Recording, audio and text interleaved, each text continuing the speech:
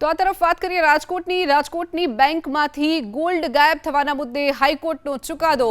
Gold loan લેનાર દંપતીને વળતર આપવા બેંકને આદેશ કરવામાં આવ્યો છે। 1.15 કરોડના સોનાના દાગીના સામે 1.32 કરોડની વળતર મંજૂર કરવામાં આવી છે। રાજકોટ ઇન્ડિયન બેંકના લોકરમાંથી સોનું ગાયબ થયું હતું।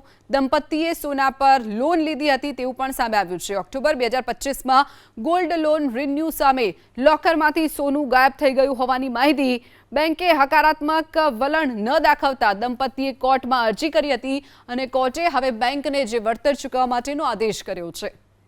ગોલ્ડ લોન લેનાર દંપતીને વળતર આપવા બેંકને આદેશ કરવામાં આવ્યો છે। 1.15 કરોડના સોનાના દાગીના સામે 1.32 કરોડની વળતર મંજૂર કરવામાં આવી છે।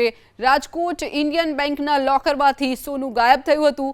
દંપતીએ સોના પર લોન લીધી હતી તેવું પણ સામે આવ્યું છે। ઓક્ટોબર 2025માં ગોલ્ડ લોન રિન્યુ સામે લોકરમાંથી સોનું ગાયબ થઈ ગયું હોવાની માહિતી બેંકે હકારાત્મક વલણ ન દાખવતા દંપતીએ કોર્ટમાં અરજી કરી હતી અને કોર્ટે હવે બેંકને જે વળતર ચૂકવવા માટેનો આદેશ કર્યો છે।